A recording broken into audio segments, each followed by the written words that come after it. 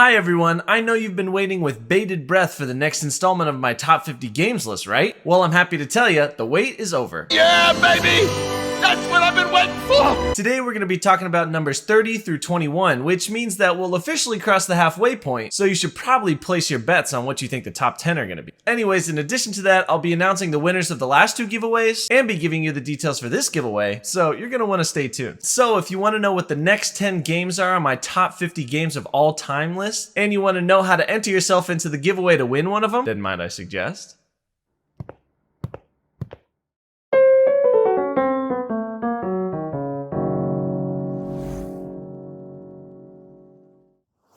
Hi, I'm Alex from Might I Suggest a Game, a channel devoted to helping you find your perfect board game. Today we're going to be talking about the next 10 games in my top 50 games of all time list, but before we jump into that, let's pick those giveaway winners. So without further ado, ladies and gentlemen, the comment picker.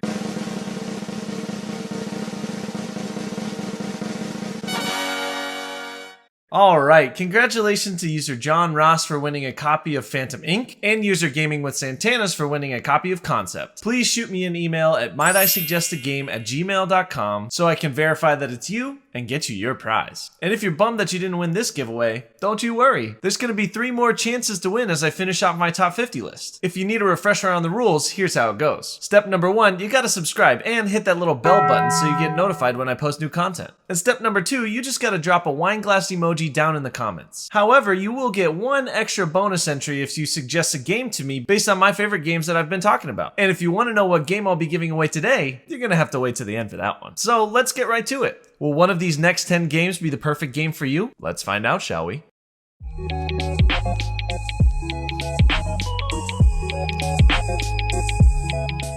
Alright, number 30 on my top 50 games of all time list is Charterstone from Stonemaier Games. Now, to be honest, I was pretty surprised that this game was this high on my list. And that's not to say it's not a good game. In fact, I've really enjoyed it. But Charterstone is a legacy game, and I'm notoriously bad at finishing legacy games. I hope this video really gives me some incentive to get it back out there. I think part of it is that there's kind of a heavy mental load if you haven't played that legacy game for a while, because you kind of have to remember all the things that you did to get there. And sometimes that feels like it's just too much. Too much of it, darling, too much! But I will say, in the times that I have played Charterstone, I've been really enjoying the way the game has been evolving. I guess it's kind of nice that I haven't finished the game because I can't really give away any spoilers to you, but it's also kind of hard to give a thorough review when I don't know where all the pieces end up. Either way though, I'm determined to speak from what I know. So here's what I like about Charterstone. Charterstone is a legacy worker placement game, and the more you play the campaign, the more the board builds out to give you cooler actions and better abilities. And I'll be honest, that's been one of my favorite parts. Each of these character cards comes with a blank space for their name, so you get to come up with whatever you want. I really love the idea of creating a game that's unique to us. I've always been a really big fan of creating your own characters in video games and stuff like that, so Charterstone feels like it really scratches that itch. The gameplay itself is also pretty simple, especially when you're first starting out, so it feels like a pretty cool intro to worker placement that increases in difficulty as you go on. I also gotta give a shout out to the production quality and all the really awesome art in the game. The whole vibe of the game is very cute and whimsical, so it really feels like a relaxing experience every time you play. Plus, I like the campaign system that they've integrated that has different tuck boxes and one-time use cards that give the game some really exciting moments when you get to dive into those. Anyways, like I mentioned before, we're not nearly as far as we should be on the campaign in Charterstone, but maybe its place on my top 50 list is aspirational, and it's a sign for me to get that campaign going again. So if you're looking for a really nice looking worker placement game that grows with you, builds in difficulty, and makes every decision feel like it really matters, then might I suggest Charterstone.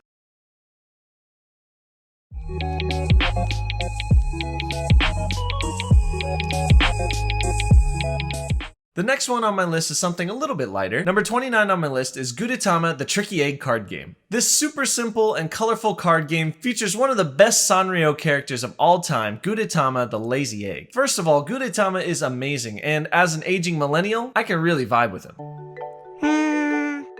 Daddy. But oftentimes, these cutesy licensed games don't usually hold up for me. I'm happy to report though that Gudetama is an exception to the rule. Gudetama is one of the easiest trick-taking games to teach because your only goal in the game is to make sure you don't win the last trick. Now that seems pretty simple, but there are a couple of rules that make that kind of difficult. On your turn, you can do one of two things. You can either play a card that's equal to or higher than the highest card in the trick, or you have to play your lowest possible card. The tricky part is you really want to hang on to your low cards because you don't want to win the last trick. And if you end up getting stuck with the last trick, you get as many points as the value of the card that you won that trick with. And in this game, you do not want points. Anyways, Gudetama has a lot of really great things going for it. It's got great colors, it's got adorable art, it's got a really easy rule set, and it plays up to 7 players, so you can get everyone involved. Plus, the box that it comes in is really small, so it's super easy to travel with. Gudetama remains one of my favorite card games to introduce new people to the hobby. It's super simple, but it hides a lot of really interesting strategy that's just enough to get new people wanting more. I bring this with me on almost every vacation, and it's just a great, quick card game to whip out when you're waiting for your kids to wake up from a nap, or you're just trying to get people around a table to socialize. This game is honestly so good, and they also came out with a holiday version of it, which would make a perfect stocking stuffer. So if you're new to the hobby and you're looking for a great card game for everyone, or if you're a board game veteran and you need a palate cleanser to play in between big games, then might I suggest Gudetama the Tricky Egg card game.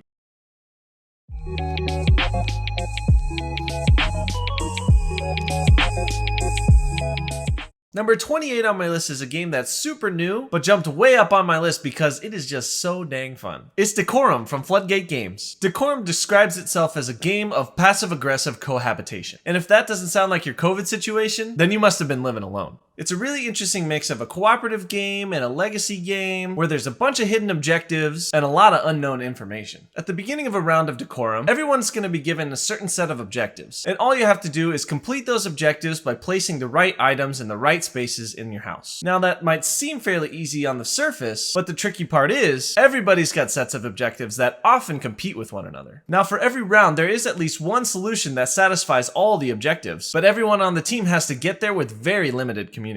And when I say limited, I'm not joking. When someone places an item or moves something around in the house, and if it's not your turn, the only things you're allowed to say are, "I love it" and "I hate it." This can be really tricky because sometimes all you do is feel meh about it, but you can't say that. But you don't say that. So you have to work together to figure out what the perfect layout's going to be. There are a few opportunities to communicate throughout the game though. At certain points, you'll be able to pass one of your objectives to another player who you think might really benefit from knowing what you need to go for. This opportunity to share information, branded as a house meeting, works really well to move the game forward and make sure everybody doesn't feel like they're banging their head against the wall. I got a chance to play this game a few times at the last convention that I went to, and really, I couldn't keep my hands off of it. We got to play it a few times with 3 players, but I've heard it works really great as a 2-player and a 4-player game as well. I'm really excited to dig a little bit deeper into Decorum because from what I could tell, the missions got tougher and tougher as you went on. And the nice thing about this is, even though it kind of has a legacy feel, it's not as connected as something like Charterstone is, so there's a little less pressure when you start back up after a little while. So, if you're looking for a game with a really cool art style that feels like you're trying to solve an impossible puzzle until you get it, and allows you to practice your conflict resolution skills at the same time, then might I suggest Decorum.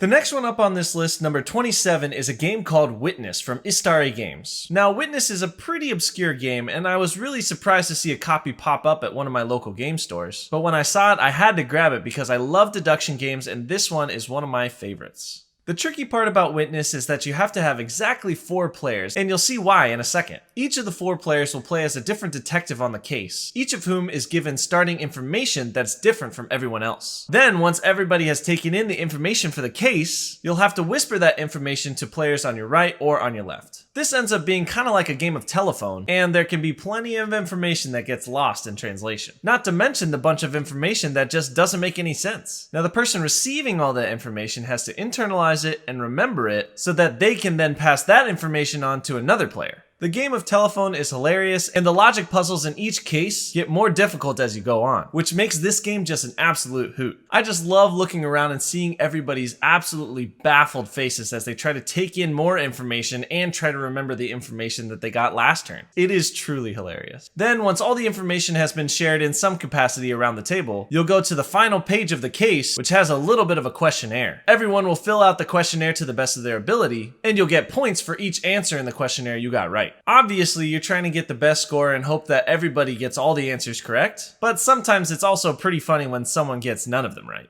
Either way, Witness is an absolutely underrated gem of a game. If you're a fan of any deduction games at all, you should definitely check this one out. It reminds me a lot of those Encyclopedia Brown books that I used to read as a kid, where you're just trying to solve these really funny logic puzzles. The game somehow feels really nostalgic to me. It could be because the art is based off the Blake and Mortimer series, which was an old school comic strip that's kind of in the same vein as Tintin. So it really invokes a certain time period, and I think that's really cool. So if you're looking for a hidden gem of a deduction game that's half Sherlock Holmes, half party game, and all super fun, then might I suggest Witness.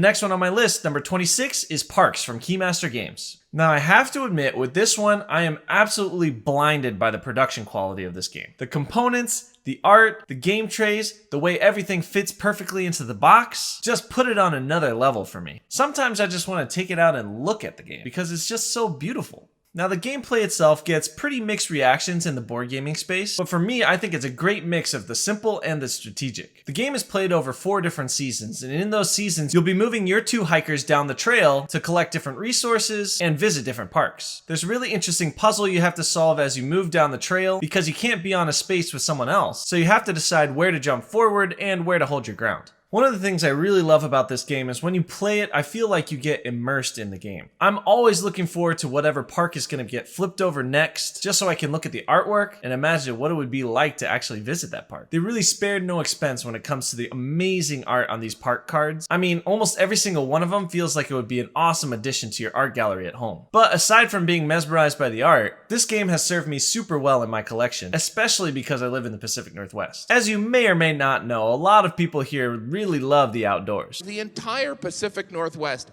everyone's dressed like there could be an impromptu hike at a moment's notice.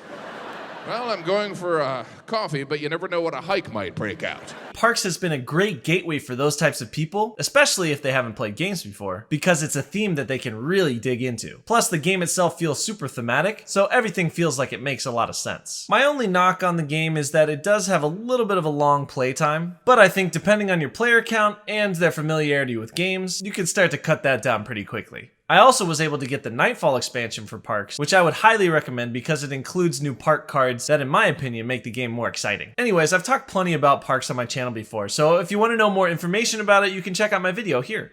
So if you're looking for a game with some absolutely beautiful art and you want a really thematic experience that feels like you're getting into the great outdoors, then might I suggest Parks.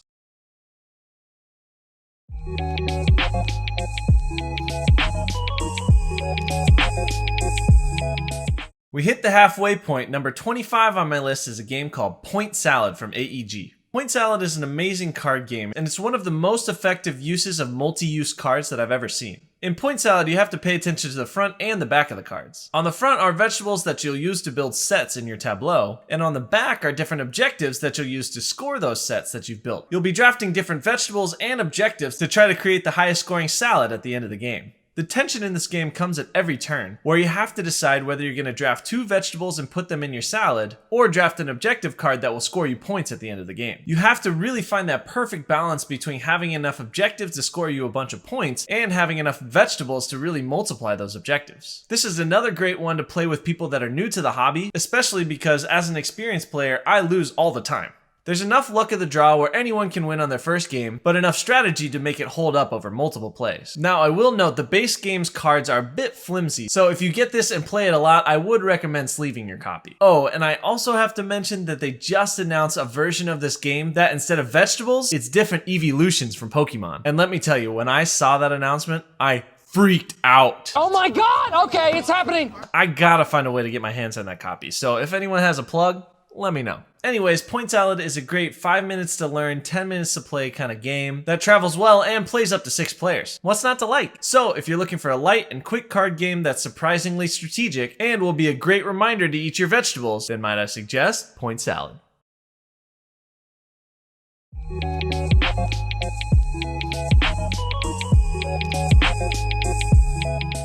The next one on my list, number 24, is Deception: Murder in Hong Kong. Now this one, in my opinion, is one of the greatest social deduction games of all time, and if you haven't gotten a chance to play it, I would really recommend this to anyone. Deception is one of the games that got me into the hobby, and I think it's a game that a lot of social deduction games wish they could be. Deception has that classic formula of one person giving clues, a bunch of people trying to figure out what the right answer is, and at least one person trying to sabotage the whole situation. The person giving the clues is the forensic investigator, and they'll be putting out vague information each round to try to get the detectives to guess the right clues. Now, in front of every player, there will be sets of potential murder weapons and potential evidence at the scene of the crime. At the beginning of the round, the hidden murderer is going to choose one murder weapon and one piece of evidence to be the true answer. Everyone else's goal is to try to figure out that combination. And of course, the murderer and any accomplices are trying to throw everyone off the scent. The game is super fun with smaller and larger groups, and especially with people you've played it with before. I feel like this is a game that gets better each time you play it, and there have been some nights where I feel like we've played it 100 times. I've had a ton of fun times playing this game and teaching this game, and I love seeing people's eyes light up when they finally get how the mechanics in the game work. It's working! There are always some hilarious conversations as well that happen when people are trying to convince other people that it's not them. And personally, I live for that stuff. Deception: Murder in Hong Kong is just a classic social deduction game, and it'll always hold a special place in my heart and in my collection. So if you watch CSI or listen to a lot of true crime podcasts, or you just really like social deduction games, and you want to try your hand out as a brilliant detective or a sneaky murderer, then might I suggest Deception: Murder in Hong Kong.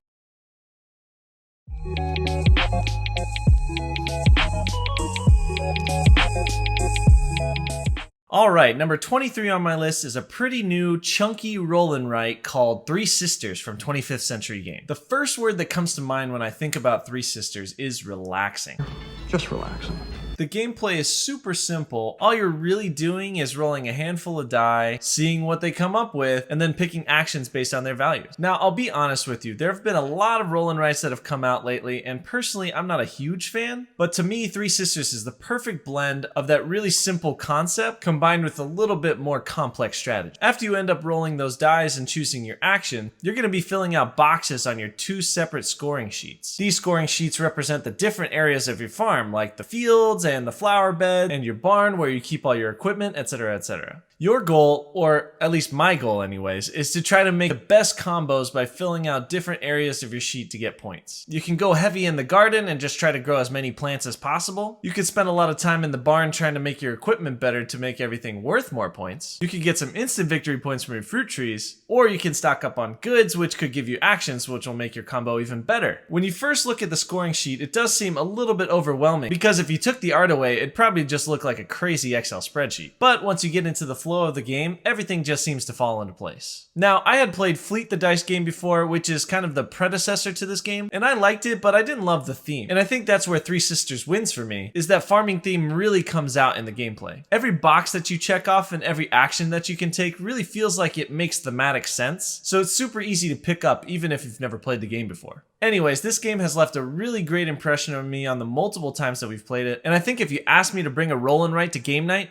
this would be the one I'd pick. So anyways, if you're looking for a super thematic farming themed game, or if you're just looking for a relaxing roll and write that'll satisfy your need for endless combos, then might I suggest Three Sisters.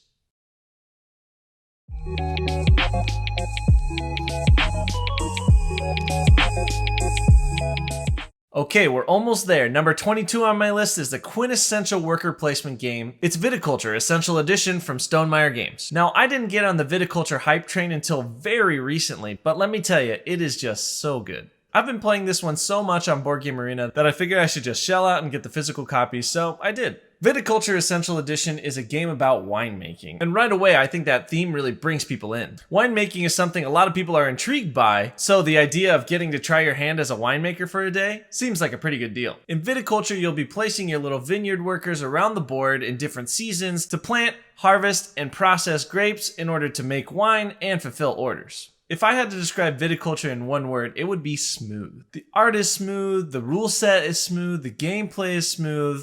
Kind of like a fine wine, I guess. Anyways, every time I play this game, I feel like it's very well crafted and well balanced. The scores are usually really tight for new and veteran players alike, And because everyone feels like they have a shot at winning, everyone's really going for it until the very end. One thing that I will also mention is that viticulture includes two of the best board game components out there. Number one is the first player marker that's just a bunch of grapes. Love that thing. And number two is the infamous grande worker. I mean, just look at that big hat. It's amazing. Anyways, a little while ago, I did an overview of viticulture. So if you want to know more about this game, you can check out my video right here. So anyways, if you like to drink wine, if you want to make wine, or if you just want to play an awesome worker placement game that is smoother than a nice cab, then might I suggest viticulture.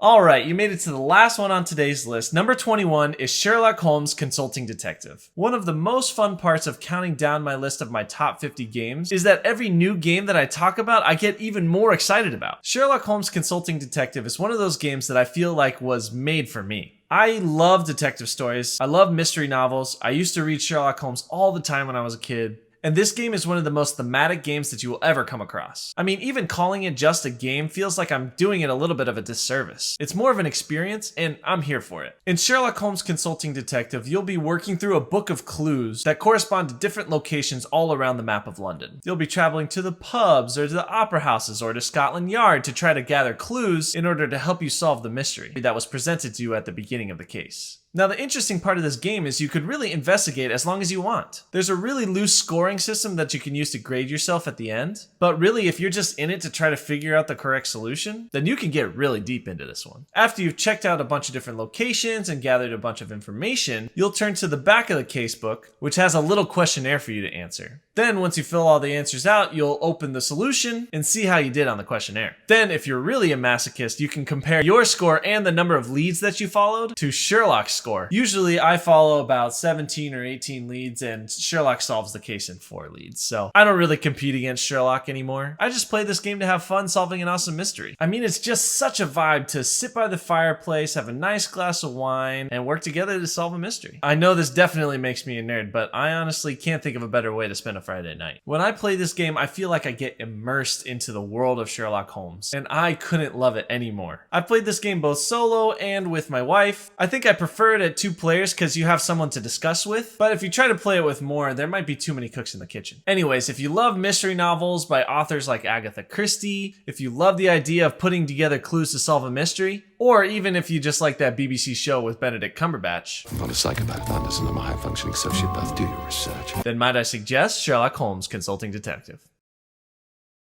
Thanks for sticking around for this next installment of my top 50 games of all time. Like I said before, I'm really loving to count down all these games because it just gets me more and more excited as the list goes on. Anyways, I know what you're waiting for. I promised you a giveaway, didn't I? Alright, well, the game that I'll be giving away for this episode is, drumroll please,